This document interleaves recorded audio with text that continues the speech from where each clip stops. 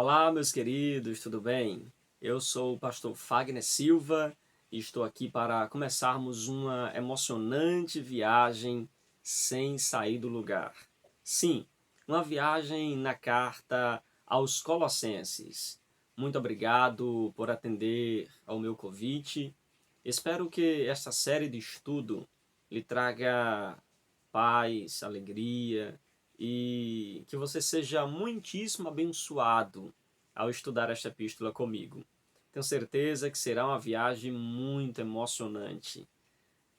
Para que nosso estudo venha a ter um melhor aproveitamento, eu quero convidar você para ler todos os textos e referências que eu vou estar sugerindo para você ao longo de nosso estudo. Tenha em mãos pelo menos uma Bíblia. Use também um bloco de nota, use também um caderno, ou um bloco de nota ou um caderno, não é? Você pode usar também uma caneta, de preferência que você tenha uma caneta de várias cores.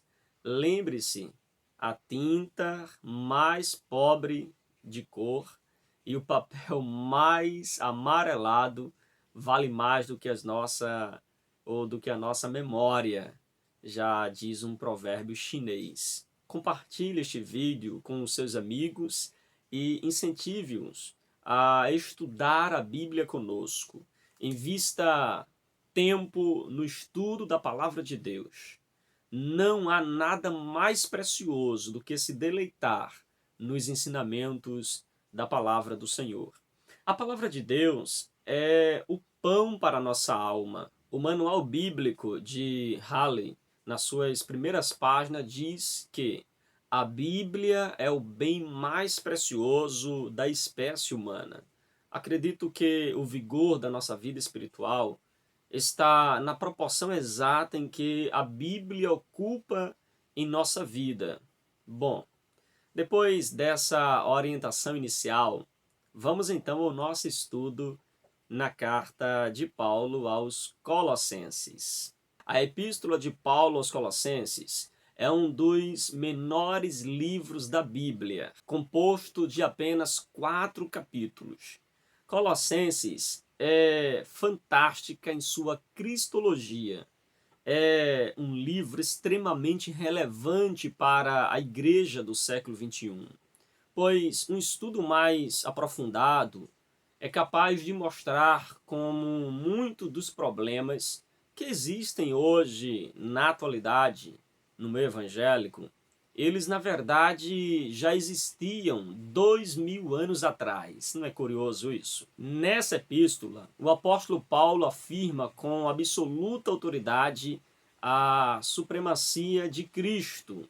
Veja comigo em Colossenses capítulo de número 1, verso de número 15 a verso de número 17. Olha o que diz a palavra de Deus.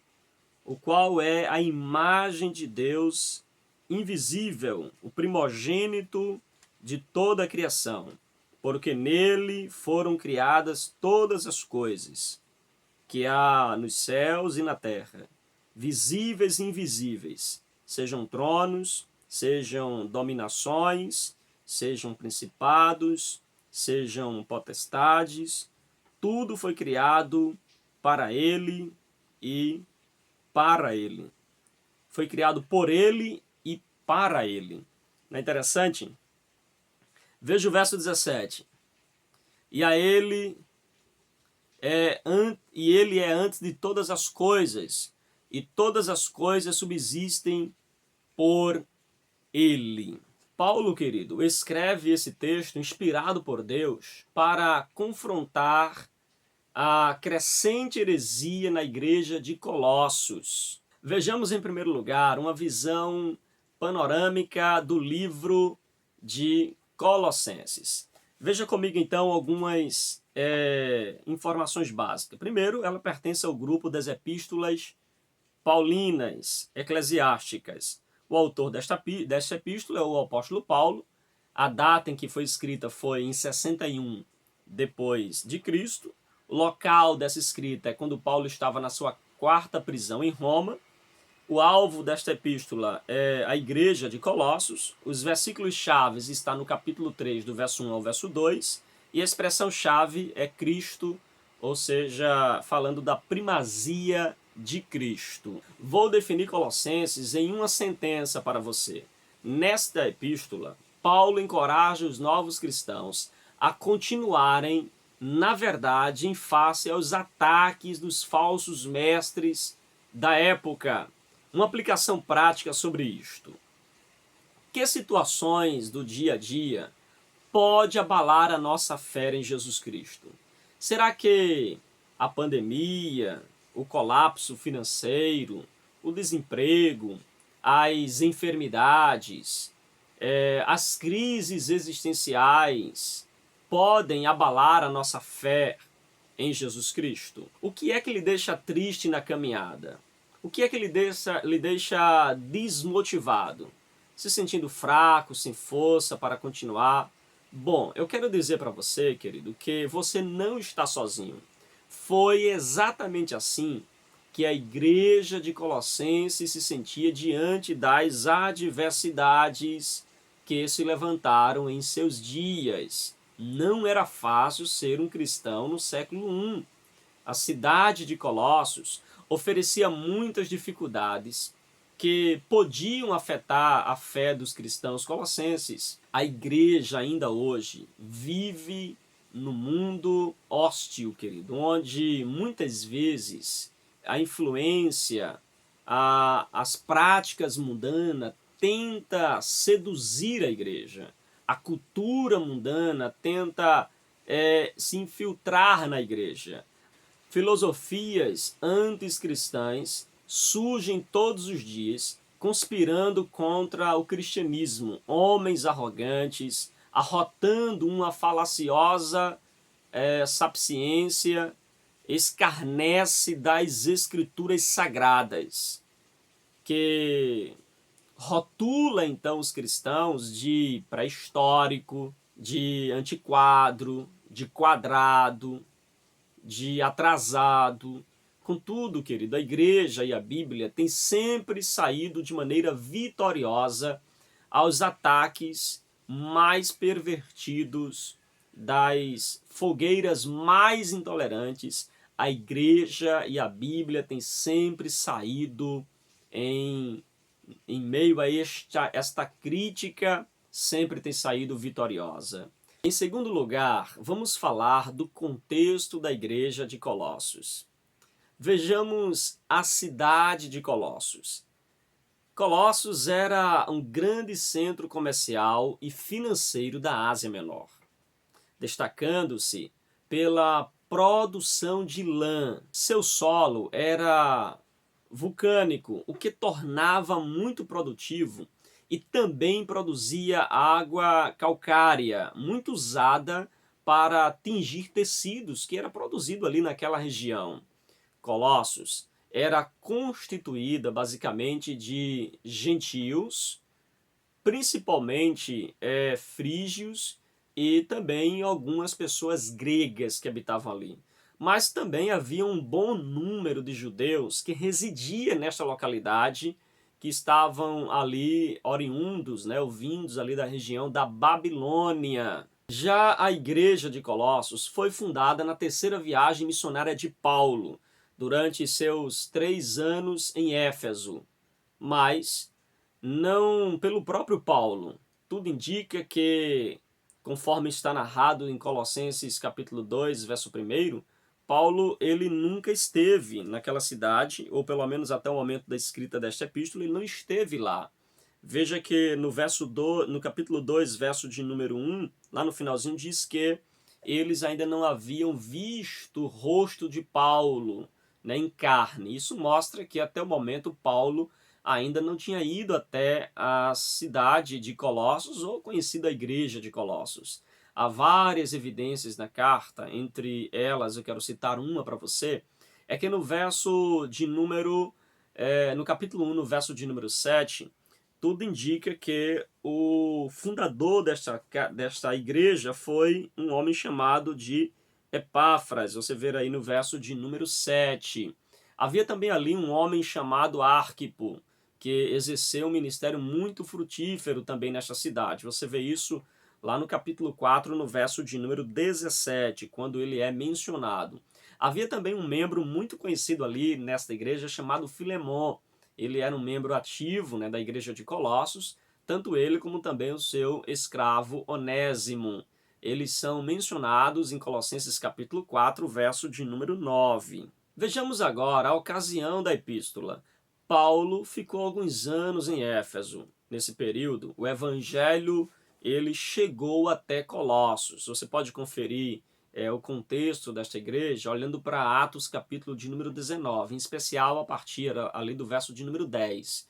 É provável que Epáfras, convertido em uma dessas viagens missionárias de Paulo, tenha sido então o fundador desta igreja. Conforme já vimos no verso de número 7 do capítulo 1, ele era o intermediador entre Paulo e os colossenses.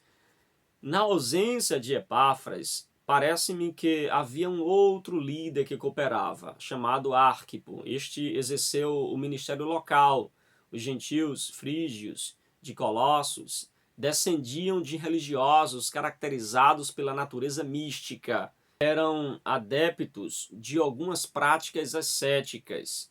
É provável que um desses religiosos tenham se infiltrado dentro da igreja e estava propagando um ensino que se misturava então com legalismo judaico junto com filosofias pagãs. Então havia essa mistura, né, do legalismo com as filosofias. A epístola aos Colossenses foi escrita em resposta a essas heresias, com o intuito de ratificar a proeminência da pessoa e a obra de Jesus Cristo, é que Paulo então escreve esta carta. É importante conhecer o contexto da epístola aos Colossenses para que nós possamos então compreender as razões do porquê o escritor, né, Paulo, vai redigi-las. Tente estabelecer paralelos entre o contexto de Colossenses e também a sua cidade, o seu bairro, aí onde você mora, a congregação. Tente ver sempre um paralelo, né, do que havia naquela cidade e há também hoje na nossa vida presente. Avalie como as lições da epístola podem também ser aplicadas na nossa realidade, possa ser aplicada na sua realidade. Eu vou citar aqui um exemplo para você ver como a gente pode aplicar esta epístola. Colossenses era uma cidade pequena e também considerada relativamente insignificante, mas nós percebemos que Paulo, ele escreveu uma carta para essa igreja, porque Paulo, ele sempre se lembrou, né, de igrejas tanto grande como pequena. Paulo escrevia para elas, o que prova que Paulo estava interessado em igrejas grandes e também em igrejas pequenas. E veja que isso é algo marcante, né, na vida de Paulo. Paulo não era pregador apenas de multidão, mas ele também pregava para pequenas igrejas, pequenas congregações. Infelizmente, hoje nós vemos, né, que pregadores e alguns cantores só querem pregar em igrejas grandes, com grandes quantidades de pessoas e também em grandes cidades, e terminam então desprezando as igrejas pequenas, das pequenas cidades e dos pequenos bairros.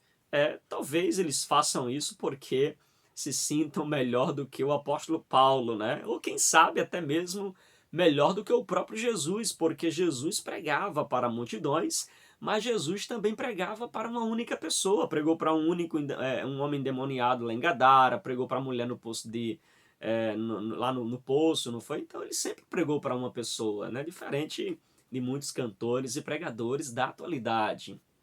Bom, por hoje é só, tá bom? Como eu falei para você, a nossa intenção é fazer pequenos vídeos e então nós vamos encerrar aqui, tá bom? Vamos parar por aqui hoje. Só que eu quero convidar você para não perder o próximo, tá bom? Onde nós vamos falar sobre a relevância dessa epístola para os nossos dias e também iremos falar sobre o conteúdo desta epístola, tá bom? Será extremamente importante para só assim a gente entrar, né, versículo a versículo desta epístola. Compartilhe este vídeo com mais alguém, né? Compartilhe com seus amigos, né? E também nos siga nas redes sociais, sempre curta e comente também os nossos vídeos, tá bom? Vamos orar agradecendo a Deus por esse estudo, por este momento da palavra de Deus. Vamos então orar agradecendo ao Senhor. Pai querido, Pai eterno, graças te damos por esta oportunidade tão maravilhosa de aqui estarmos. Obrigado por poder entrar na residência do teu filho e comunicar a tua palavra. Eu oro pelo nosso país, eu oro pelas as autoridades constituídas, eu oro por aqueles que estão enfermos. Ó Deus, muito obrigado por todos eles. Obrigado por mais um momento em tua presença, por mais um momento com Deus. Amém. Que Deus te abençoe, que Deus te ajude. Tenha um excelente dia e até amanhã, permitindo o Senhor, tá bom?